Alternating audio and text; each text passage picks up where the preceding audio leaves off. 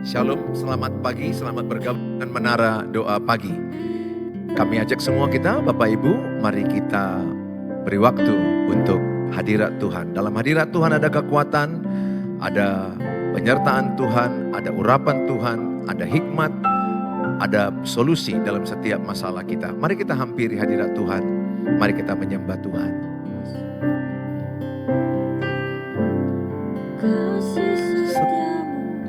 Yang ku rasakan lebih tinggi dari langit biru. Kebaikan-Mu yang telah Kau nyatakan lebih dalam dari lautan. Berkat-Mu yang telah ku terima, berkat-Mu yang telah ku terima, sempat membuatku terpesona. Apa yang tak pernah ku pikirkan, itu yang Kau sediakan bagiku. Siapakah aku ini? Siapakah aku ini, Tuhan? Jadi biji mata-Mu. Dengan apakah ku balas Tuhan selain puji dan sembahkan?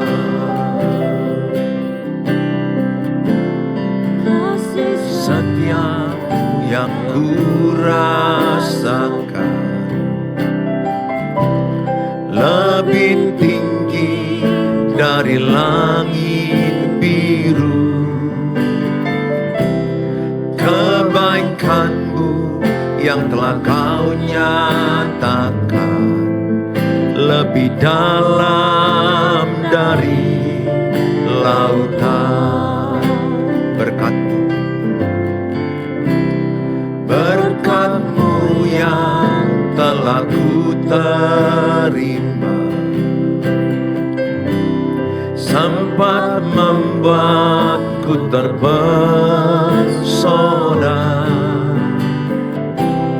Apa yang tak pernah ku pikirkan, itu yang Kau sediakan bagiku. Siapakah aku ini? Siapakah aku ini, Tuhan? Jadi biji mata-Mu. Dengan apakah ku balas Tuhan selain puji dan sembahkan? Siapakah aku ini, Tuhan? Jadi biji mata-Mu. Dengan apakah ku balas Tuhan selain puji dan sembahkan? Siapakah aku ini, Tuhan? Jadi biji mata-Mu. Dengan apakah ku balas Tuhan selain puji dan sembahkan? Selain puji dan sembahkan, selain puji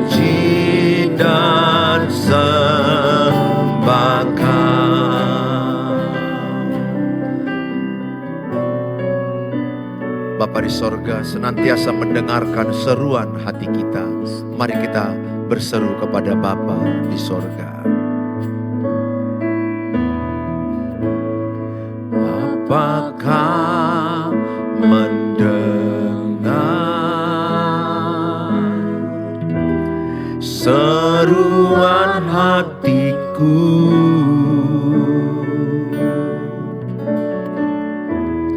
Tak pernah kau lepaskan dari kasih-Mu.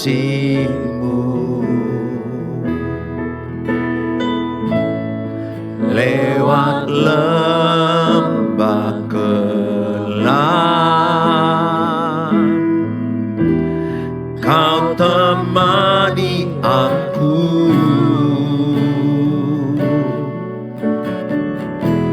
Roh-Mu bekerja selalu untuk kebaikanku. Mengalir kuasa dari tempat maha tinggi, Bapa mulia, Kau hadir di sini, memulihkan hati, menyembuhkan yang terluka. Ku kan tenang bersama-Mu, Bapa.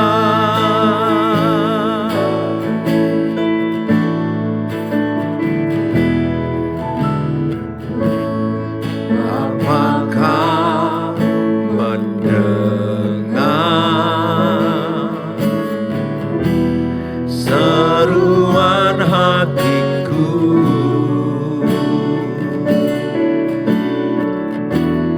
Tak pernah Kau lepaskan dari kasih-Mu.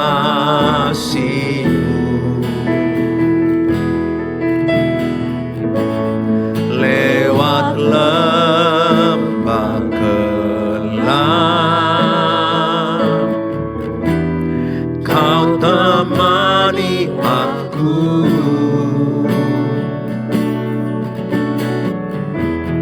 Roh-Mu bekerja selalu untuk kebaikanku. Mengalir kuasa dari tempat maha tinggi, Bapa kekal mulia, Kau hadir di sini, memulihkan hati, menyembuhkan yang terluka. Ku kan tenang bersama-Mu, Bapa. Mengalir kuasa dari tempat maha tinggi, Bapa kekal mulia, Kau hadir di sini, memulihkan hati, menyembuhkan yang terluka. Ku kan tenang bersama-Mu, Bapa. Mengalir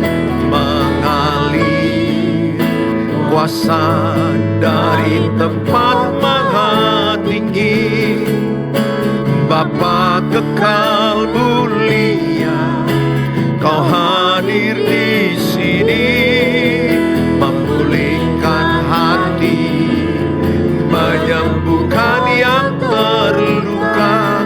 Ku kan tenang bersama-Mu, Bapa. Ku kan tenang bersama-Mu, Bapa. Ku kan tenang bersama-Mu, Bapa.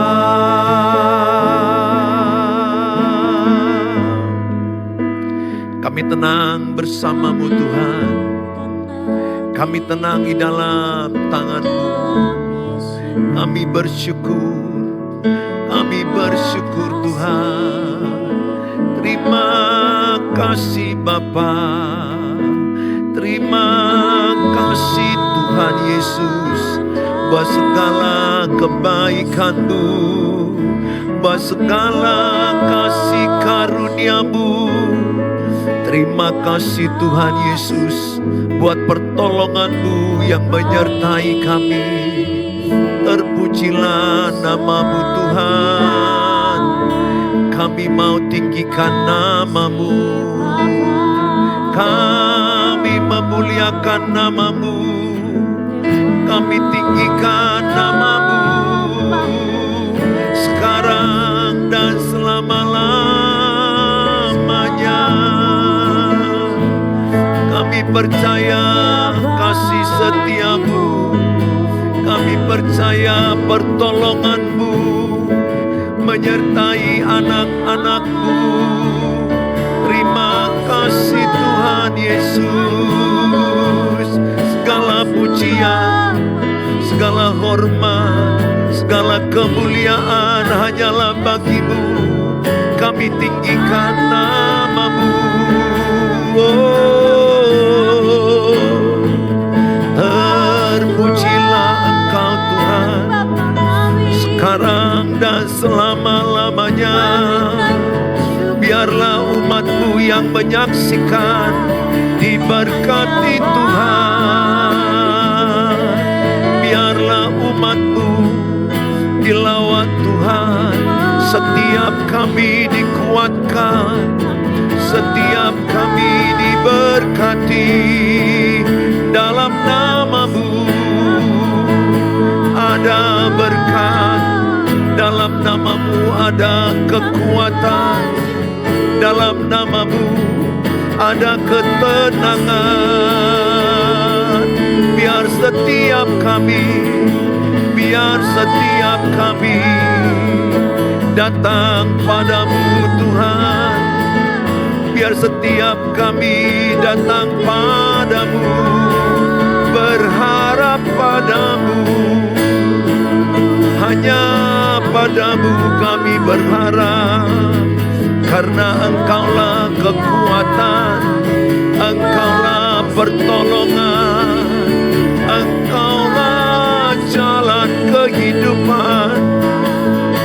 Biar setiap orang datang padamu, setiap orang datang menyembah-Mu. Terima kasih. Yang lemah dikuatkan, yang susah dihiburkan, yang sakit disembuhkan. Terima kasih Tuhan, terima kasih. Terpujilah nama-Mu. Segala pujian bagi nama-Mu Tuhan. Terima kasih. Kami tenang di hati-Mu ya Tuhan. Kami tenang dekat Engkau. Kami mau menyanyikan, tenanglah kini hatiku. Tuhan, pimpin langkahku. Pimpinlah langkah kami Tuhan, supaya setiap kami memperoleh ketenangan yang daripada Tuhan Yesus. Tenanglah kini hatiku, Tuhan memimpin langkahku. Di tiap saat dan kerja, tetap ku rasa tangannya. Tenanglah kini hatiku.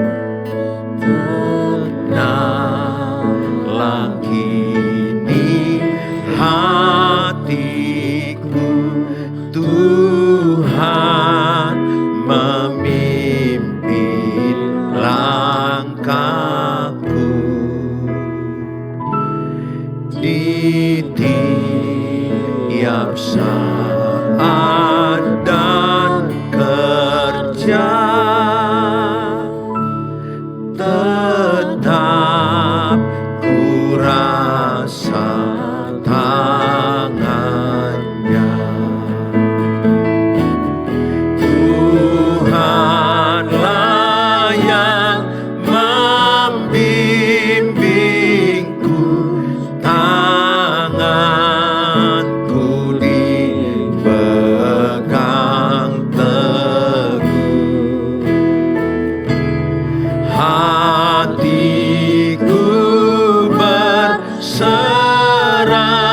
penuh, tanganku dipegang teguh. Tenanglah kini hatiku, Tuhan memimpin langkah kita. Tenanglah kini hatiku, Tuhan memimpin langkahku. Di tiap saat dan kerja, tetap ku rasa tangannya. Tuhanlah yang membimbingku, tanganku dipegang teguh. Hatiku berserah penuh, tanganku dipegang teguh. Tuhanlah yang membimbingku, tanganku dipegang teguh. Hatiku berserah penuh, tanganku dipegang teguh. Tanganku dipegang teguh. Bapa di sorga, kami bersyukur buat pagi hari ini. Setiap kami diberkati dengan firman Allah. Terlebih kami belajar memiliki jiwa yang sehat, memiliki mental yang sehat. Oleh kuasa Roh Kudus, kami mau menjadi berkat. Lewat firman ini dibagikan jadi berkat bagi semua yang menyaksikannya. Di dalam nama Tuhan Yesus kami berdoa. Amin. Shalom, good morning. Saudara, hari ini saya membawa tema, apakah mentalmu sehat? Hari ini coba kita belajar, ada banyak orang tidak lagi memiliki jiwa yang sehat, tidak lagi memiliki mental yang sehat, mudah marah meledak, mudah silent treatment, diam, beku, mati rasa. Ada orang lari dari masalah, pergi ke minuman, pergi ke kenajisan, banyak hal-hal lain yang mereka lari. Tetapi hari ini saya berharap, saudara, bagaimanapun tekanan hidup saudara, milikilah iman yang kuat. Masalah yang terjadi, kalau iman kita kuat, jiwa kita akan kuat. Jadi didahului rohani yang kuat, maka jiwa kita akan kuat. Oleh karena itu, teruslah baca Alkitab, teruslah berdoa, supaya saudara memiliki iman yang kuat. Sehingga ketika ada tekanan, ketika ada persoalan yang menekan hidup saudara, imanmu kokoh, jiwamu kuat, mentalmu kuat. Ada banyak anak muda sekarang berkata kena mental dia, psikis, mereka mengalami gangguan jiwa. Saudara, kita menyaksikan beberapa waktu ini ada anak pendeta yang lompat dari gedung tinggi di Surabaya dan jatuh dan mati. Dan Bapak bapaknya adalah seorang pendeta dan sudah menyaksikan dalam video, dalam sosial media, sudah menyampaikan apa yang terjadi. Dan kita belajar tidak pernah memberikan penghakiman kepada siapapun, karena hakim itu hanya Tuhan. Kita hanya belajar dari fenomena ini. Ada juga seorang pendeta besar di Amerika namanya Rick Warren, penulis buku yang sangat terkenal, yaitu tentang buku tentang purpose driven life, yaitu tujuan hidup yang digerakkan oleh tujuan hidup. Itu purpose driven life oleh Rick Warren yang sangat terkenal di kalangan pendeta. Dia memiliki anak dan anaknya pun depresi dan akhirnya bunuh diri. Saudara, kita jumpa juga artis-artis Amerika, penyanyi-penyanyi top, mati juga bunuh diri dengan overdosis. Mereka memiliki ketopan, mereka memiliki dunia ini, harta, keterkenalan. Kita juga tidak asing mendengar di Korea, di Jepang orang banyak lompat dari gedung tinggi. Kalau di Korea mereka dan di Jepang mereka bunuh diri dengan cara tidur. Dan kemudian ada dari bawah tempat tidurnya akan ada uap yang meracuni tubuhnya, dalam waktu hitungan detik dan menit dia sudah meninggal dunia. Peristiwa-peristiwa stres itu bisa terjadi kepada semua orang, termasuk pendeta, termasuk anak pendeta, istri pendeta, pelayan gereja, jemaat. Semua orang bisa kena. Maka kalau seandainya ada anggota keluargamu berkata, stres sekali aku, jangan anggap enteng. Kekuatan setiap orang gak sama. Ada orang kehilangan duit 10 juta udah stres mau mati. Ada orang kehilangan 10 juta biasa. Karena gak sama kekuatan keuangan semua orang. Ada orang dibully, anak SMP di Jawa Tengah, dan akhirnya dia mati bunuh diri. Karena dia dibully oleh teman-temannya. Ada orang dibully kuat, bahkan bulian itu dibuatnya jadi ketawa, lucu-lucu. Nah itu orang yang kuat jiwanya. Bully itu kan sakit sebenarnya. Tapi enggak semua orang kuat menerima bully. Kalau orang dibully kemudian dipendam, itu bisa berujung bunuh diri. Atau paling tidak dia mengalami tekanan jiwa, gangguan jiwa yang berat. Oleh karena itu, saya ajak semua yang menyaksikan ini, perhatikan keadaan keluargamu. Supaya anggota keluargamu jangan ada memendam stres.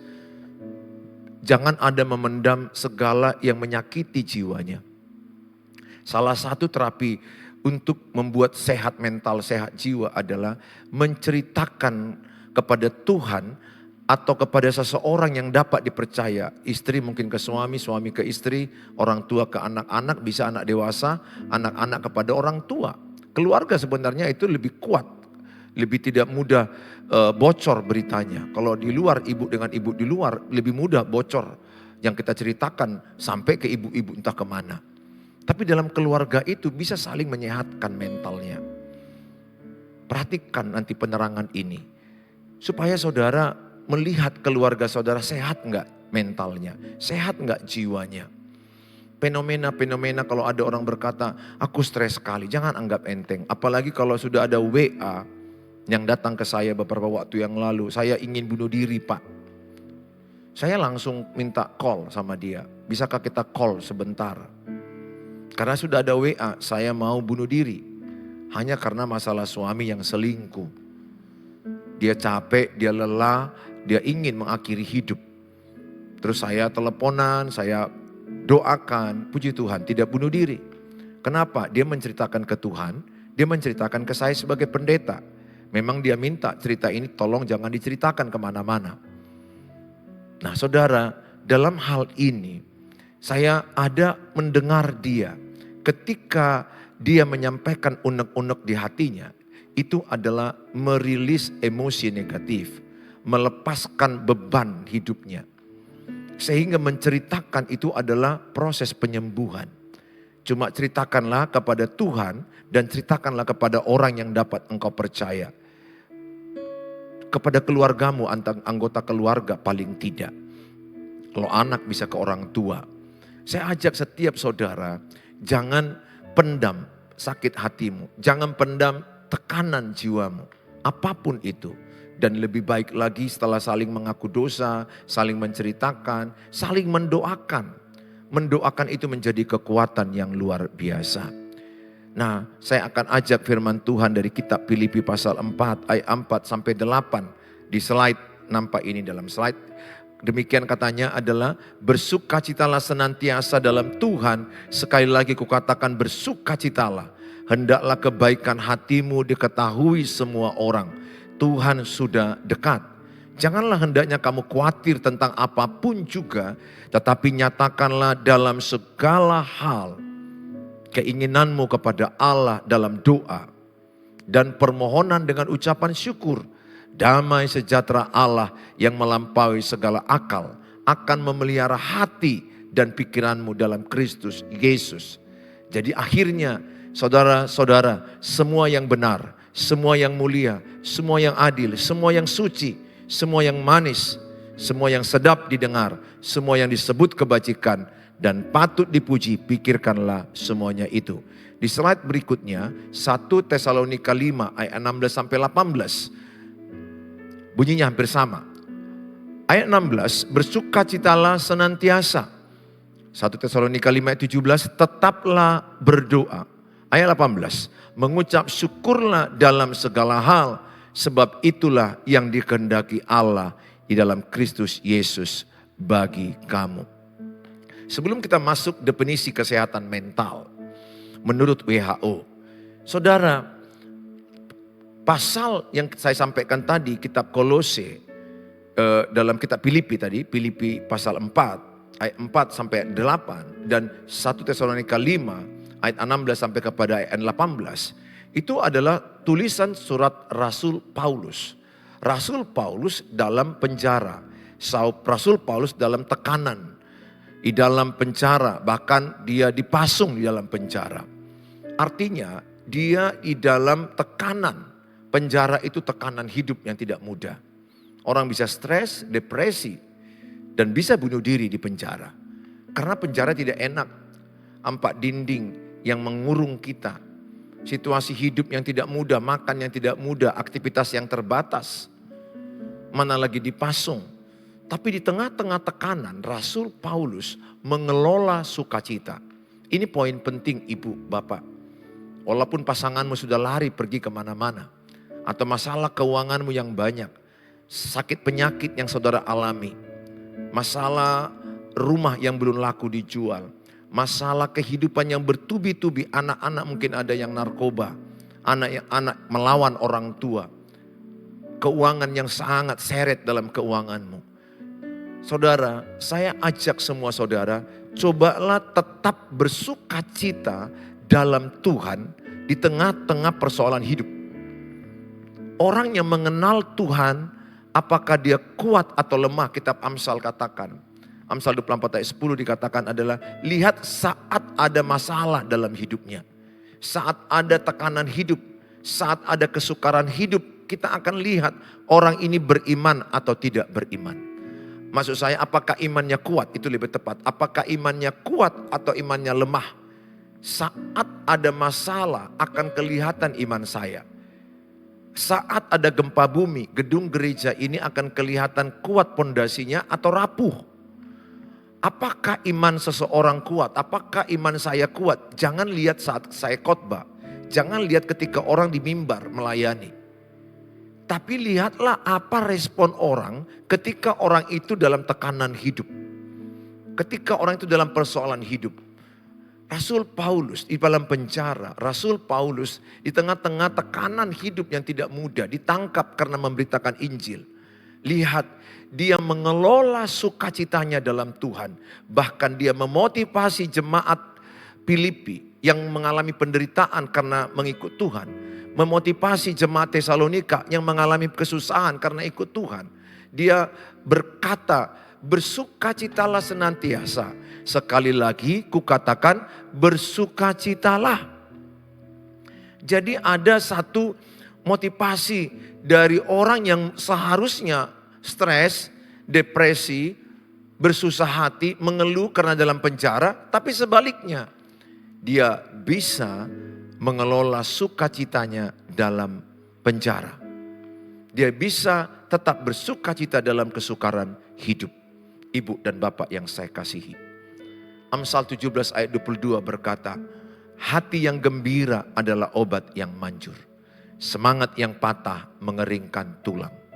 Jangan sampai patah semangatmu menjalani hidup ini. Tembakan iblis, tujuan iblis mematahkan semangat hidup manusia. Kalau patah semangat seseorang, maka masalah yang kecil jadi besar. Masalah yang besar membuat dia depresi, membuat dia tertekan. Saya berdoa setiap saudara adalah orang-orang yang memiliki jiwa yang kuat, yang sehat. Di tengah penderitaan, engkau tetap bisa bersukacita. Mengelola sukacita. Saudara, tahukah saudara, hati yang gembira adalah obat yang manjur. Ketika engkau gembira, ketika bapak ibu gembira, gembira itu atau sukacita, bahagia itu adalah keputusanmu. Bukan karena situasi. Keputusan kita. Bahagia itu sederhana, tidak perlu karena makan yang mahal atau ke tempat yang lebih hebat kemana-mana, tidak. Bahagia itu adalah keputusan kita. Ketika ibu tersenyum, ketika bapak tertawa, maka ada yang namanya di otak kita endorfin, dopamin, serotonin. Itu akan keluar hormon baik di otak kita. Tahukah bapak ibu, dopamin atau endorfin juga, itu sejenis morfin yang menghilangkan rasa sakit kepada seseorang. Morfin itu kan pain killer. Adalah dia pembunuh rasa sakit. Itu narkoba. Maka banyak orang stres larinya ke morfin, narkoba, ganja, ekstasi. Kenapa? Karena morfin bisa menghilangkan rasa stres sesaat, sebentar. Tetapi dalam otak kita ada yang namanya endorfin, dopamin, serotonin. Ini hormon-hormon baik yang membuat kita sehat. Yang membuat kita bisa hilang rasa sakit. Dan kalau kita tersenyum, kalau kita tertawa, maka pembuluh darah di otak kita itu melebar. Kalau melebar, berarti oksigen cukup di otak kita. Maka hilanglah rasa kebas di kaki, rasa kebas di tangan. Maka hilanglah yang namanya vertigo, oyong. Orang Batak bilang mirdong. Enggak mirdong lagi dia. Enggak oyong lagi dia. Kenapa? Kenapa orang oyong? Teori kedokterannya karena pembuluh darahnya mengecil. Bisa karena faktor stres atau sakit-sakit yang lain. Pembuluh darah jadi mengecil sehingga oksigen kurang ke otak. Sehingga asupan oksigen yang kurang menimbulkan rasa pening, oyong. Jadi seperti berputar dia lihat dunia ini. Kebas kakinya. Kebas telapak kakinya. Kebas tangannya. Tapi ketika Bapak Ibu bergembira, maka Bapak Ibu akan mendapatkan kesehatan. Ada banyak orang ketika masalah hidup yang berat, patah semangat. Amsal 18 ayat 14 bilang begini. Selagi ada semangat, semua penderitaan bisa kita hadapi. Jadi jangan hilang semangat. Jangan patah semangat. Udahlah, yang lalu biar berlalu. Kitab Filipi katakan, pandanglah ke depan, bukan ke belakang. Lupakan yang di belakangmu. Apapun peristiwa yang di belakangmu itu sudah terjadi. Lupakan.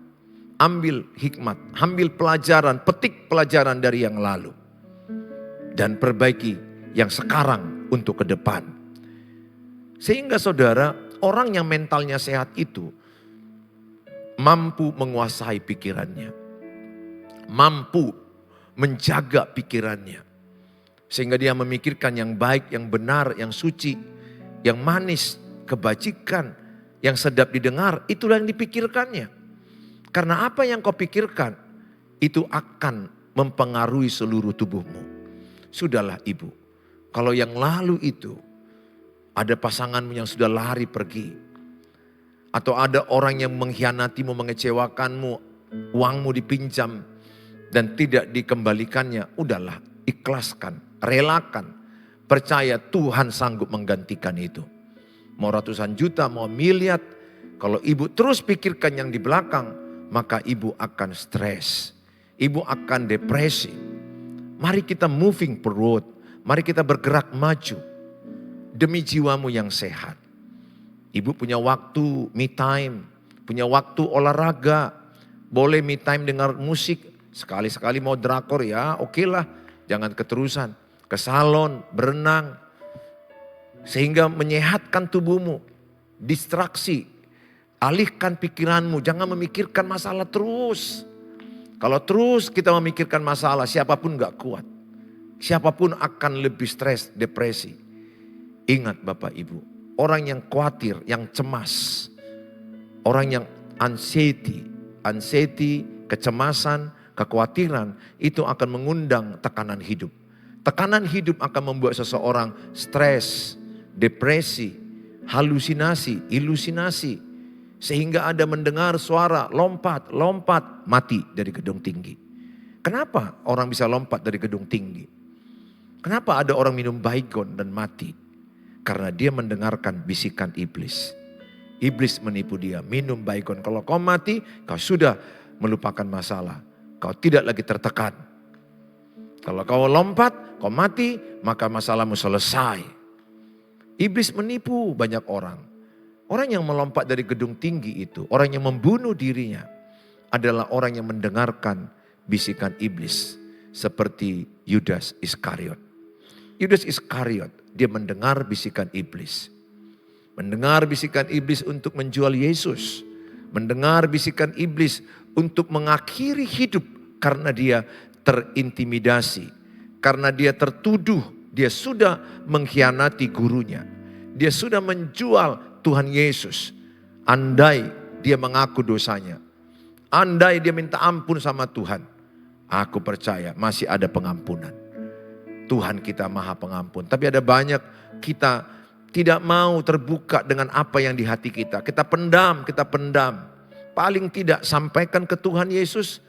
Atau sampaikan di anggota keluargamu yang dapat engkau percaya. Menurut WHO, apakah mental yang sehat itu? Kesehatan mental menurut WHO adalah keadaan kesejahteraan di mana individu menyadari kemampuannya sendiri. Keadaan seseorang dapat mengatasi tekanan hidup. Dapat bekerja produktif. Bermanfaat bagi komunitasnya. Jadi orang yang mentalnya sehat, pekerjaannya pun sehat. Hidupnya berkontribusi, bermanfaat. Lihat orang yang mentalnya sakit, maka dia kerjaannya kacau. Tidak fokus, tidak produktif. Tapi kalau orang yang mentalnya sehat, dia produktif. Dia tidak izinkan masalah menghambat pekerjaan dia.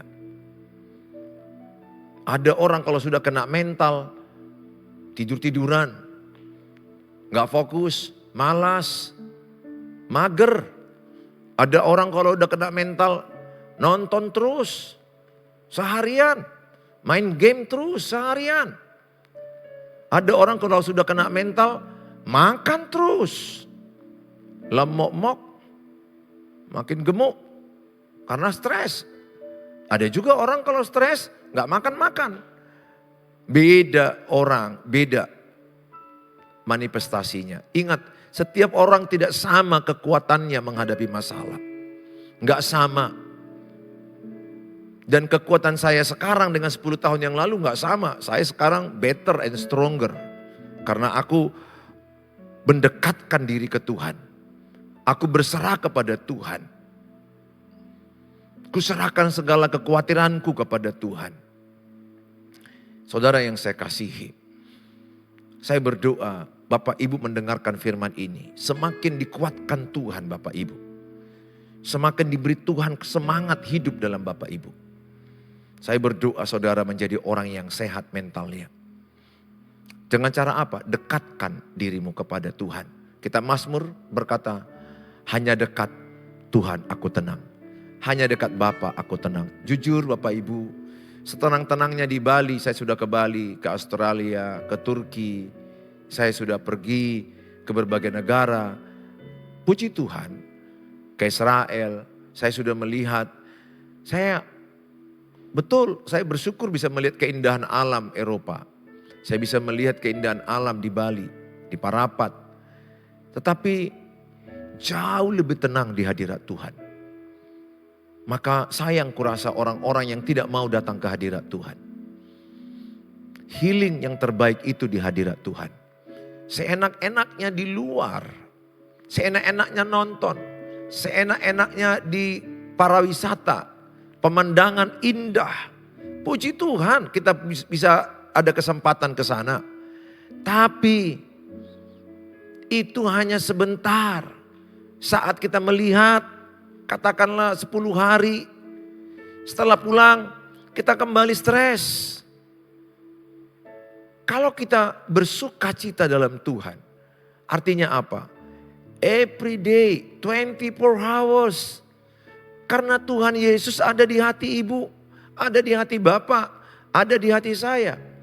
Maka Filipi 4 ayat 4 dikatakan tadi, bersukacitalah senantiasa di dalam Tuhan. Sekali lagi kukatakan bersukacitalah. Jadi sukacita yang dimaksudkan oleh Rasul Paulus dalam penjara itu, sukacita dalam Tuhan. Kalau dibuatnya sukacita karena pemandangan, pandangan apa?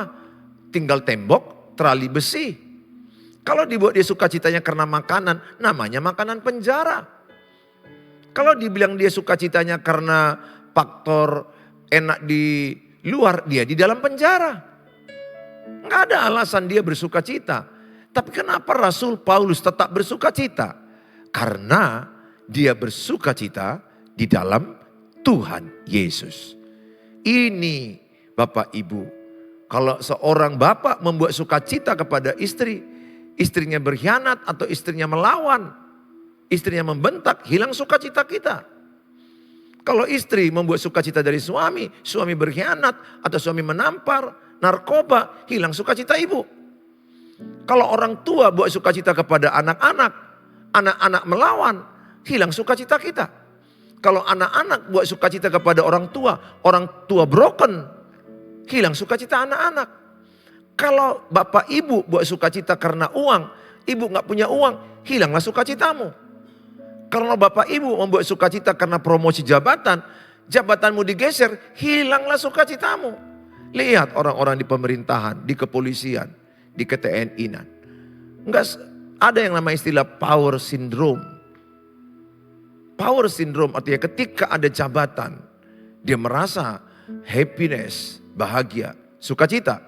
Tapi ketika dimutasi, banyak yang mental, yang kena mental. Enggak semua siap. Power syndrome. Jangan buat sukacita kita dari uang, dari harta. Saya sebagai dokter sudah tidak lagi dokter, sukacitaku tidak dari dokter lagi. Sukacitaku tidak lagi dari jabatan, dari harta. Tidak, sukacitaku dari Tuhan Yesus. Jadi Bapak Ibu, apapun persoalanmu, jangan buat sukacitamu dari eksternal. Itu tidak abadi. Tapi buatlah sukacitamu dari internal. Dari inner life. Inner life dari dalam hatimu, dari batinmu ada Tuhan Yesus. Ya, ada orang kalau dipuji dia sukacita. Kalau ada orang menggosip dia duka cita. Kalau orang mengangkat-angkat dia terasa lebih pede. Kalau orang merendahkan dia menjadi orang yang lemah. Oh, sayang sekali hidup seperti itu. Saya tidak.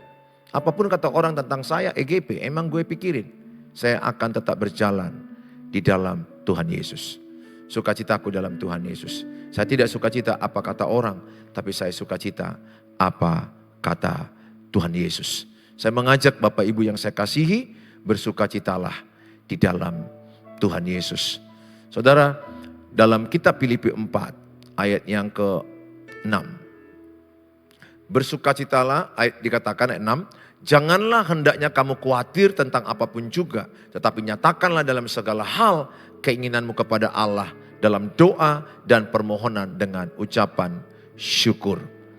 Jadi saudara, kalau ada kekhawatiran, jangan tinggal dalam kekhawatiran. Kalau ada kecemasan, jangan tinggal dalam kecemasan. Ingatlah saya katakan bahwa khawatir, cemas itu manusiawi, tapi nggak boleh tinggal. Nabi Elia pun pernah stres, depresi, bahkan ingin mati. Di 1 Raja-Raja 19 ayat 4, dia minta kepada Tuhan, matilah aku Tuhan. Itu permintaan doa dia. Karena dia membandingkan dirinya dengan kakek nenek leluhurnya. Dia merasa tidak sehebat kakek nenek leluhurnya. Dia merasa sendiri menghadapi hidup. Makanya hati-hati membandingkan hidup. Jangan bandingkan penderitaanmu dengan penderitaan orang lain. Daud juga stres, depresi, mengalami tekanan jiwa yang cukup berat. Dia sampai akhirnya juga dia menangis berdoa. Banyak tekanan jiwa, broken keluarganya. Absalom anaknya mau mengkudeta dia. Amnon anaknya memperkosa putrinya Tamar. Absalom anaknya membunuh si Amnon. Absalom membunuh bapaknya, mengejar bapaknya, mengkudeta dia. Dia broken. Dia nangis senangis-nangisnya sama Tuhan. Dia bilang, hatiku sangat pedih. Hatiku sangat sakit. Banyak cerita Daud yang tidak enak Bapak Ibu. Tuhan Yesus di Taman Getsemani di kitab Matius. Sebagai unsur manusianya. Bukan unsur Tuhannya ya. Karena dia kan adalah Tuhan 100%, manusia 100%. Sebagai unsur manusianya dia berkata, hatiku sangat pedih dan sedih. Tertekan mental Tuhan Yesus sebagai manusianya ya. Dia berkata kepada Yakobus, Yohanes dan Petrus, jangan tinggalkan aku. Tinggallah bersamaku. Dia butuh ditemani. Dia menunjukkan bahwa dia juga pribadi yang bisa tertekan. Dia butuh teman. Jadi kalau ibu tertekan, bapak tertekan, cari teman yang sehat, yang tidak bocor. Yang bisa mendoakan. Banyak gereja yang bisa Bapak Ibu kunjungi untuk saling mendoakan, banyak pendeta. Saya mau katakan kepada Bapak Ibu, ayo sama-sama kita serahkan kepada Tuhan. Ayat ini berkata, serahkanlah segala kekhawatiranmu. Jadi kalau kekhawatiran saya genggam, kecemasan saya genggam, maka kekhawatiran, kecemasan yang saya genggam itu akan mengundang tekanan hidup. Tekanan hidup membuat saya stres, depresi, halu, ilusinasi, dan lama-lama saya bisa mati bunuh diri. Saya bisa mengakhiri hidup karena iblis membisikkan kepada orang yang depresi untuk mengakhiri hidup. Yohanes 10 ayat 10 berkata, iblis datang untuk mencuri, membunuh, membinasakan. Tetapi Tuhan Yesus datang memberikan hidup yang berkelimpahan. Semangat yang berlimpah, sukacita yang berlimpah. Pesanku sebagai hamba Tuhan, serahkanlah kekhawatiranmu kepada Tuhan.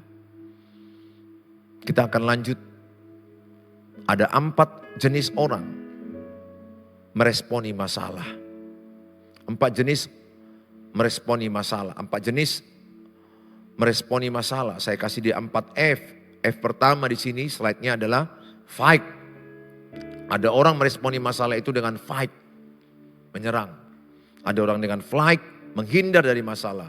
Freeze, mati rasa. Karena udah letih, capek dengan masalah yang sama. Dia mati rasa, beku. Silent treatment. Yang bagusnya adalah F yang keempat, face, menghadapi masalah dengan baik-baik. Ini akan saya terangkan di berikutnya. Supaya Bapak Ibu bisa terberkati di tayangan berikutnya. Supaya Bapak Ibu mengerti apakah Bapak Ibu sehat mentalnya. Kalau ada masalah, ada tekanan hidup, ada serangan. Ada orang yang fitnah, ada yang menggosip, ada orang menyakiti kita. Berulang-ulang, bertahun-tahun. Saudara, saya berdoa, engkau memiliki kesehatan jiwa. Dengan datang kepada Tuhan, serahkan kepada Tuhan, ceritakan kepada Tuhan. Ceritakan juga kepada orang yang dapat kau percaya, anggota keluargamu atau pendeta. Dan miliki juga waktu olahraga. Me time, waktu untuk dirimu. Mau dengar musik, mau nonton, sekali-sekali silakan. Engkau juga perlu mengasihi dirimu sendiri. Karena dirimu sudah capek menghadapi banyak masalah. Dirimu sudah capek menghadapi bertubi-tubi tekanan. Kalau sekarang ibu bapak masih hidup, bagi saya, Bapak Ibu hebat. Sebenarnya Bapak Ibu hebat. Karena Bapak Ibu sudah melewati cerita banyak masalah. Udah banyak hal yang pahit Bapak Ibu telan. Jadi bagi saya, engkau hebat, masih hidup saat ini. Kuatkan terus jiwamu, di depan masih ada masalah. Latih kekuatan jiwa dalam Tuhan. Dengan kekuatan iman, kekuatan rohani, jiwa kita sehat, mental kita sehat. Di dalam jiwa yang sehat, terdapat tubuh yang sehat. Orang bilang kan, biasanya dalam tubuh yang sehat, terdapat jiwa yang sehat. Kalau saya lebih pas, dalam jiwa yang sehat, terdapat tubuh yang sehat. Sehatkan jiwamu ibu, jangan lupa tersenyum, tertawa di tengah penderitaan, di tengah persoalan hidup, tetaplah kelola sukacitamu. Pintar-pintarlah memilih teman. Bukan karena banyak teman, carilah teman yang mensupport hidupmu, yang tulus, yang tertawa sama-sama. Jangan mengurung diri, jangan mengasihani diri sendiri. Aku percaya Bapak Ibu, Tuhan tolong, Tuhan akan memberikan berkat pertolongan pada waktunya. Tuhan Yesus memberkati kita, mari kita berdoa. Bapa di sorga, dalam nama Tuhan Yesus, kami bersyukur Tuhan. Kalau hari ini kami diingatkan lewat tulisan Rasul Paulus kepada jemaat Filipi dan Tesalonika, bagaimana kami mengelola sukacita, bagaimana kami menyehatkan jiwa dan mental kami di tengah-tengah penderitaan, di tengah-tengah persoalan yang tidak siap-siapnya di dunia ini. Kami mau berkata, kami mau sehat mental kami, sehat jiwa kami dengan cara berserah kepada Tuhan. Kami serahkan segala khawatir kami serahkan segala ketakutan kami dalam Tuhan. Hanya dekat Tuhan kami akan tenang. Hanya dekat Bapa kami tenang. Kami tenang di dalam Tuhan Yesus. Kami bisa tertawa, tersenyum di tengah-tengah persoalan hidup. Terima kasih Bapa. Di dalam nama Tuhan Yesus kami berdoa. Berkatilah semua yang menyaksikan tayangan ini.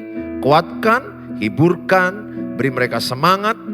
Bagaimanapun masalah keluarga, sakit penyakit, masalah keuangan, bagi Tuhan tidak ada yang mustahil. Ada solusi, ada mujizat, ada hikmat, ada pertolongan, ada kebaikan Tuhan. Mereka yang lemah jadi kuat, mereka yang susah dihiburkan, yang sakit disembuhkan, yang putus asa mendapat semangat yang baru.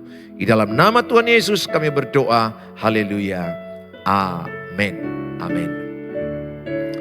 Sampai ketemu di waktu yang akan datang.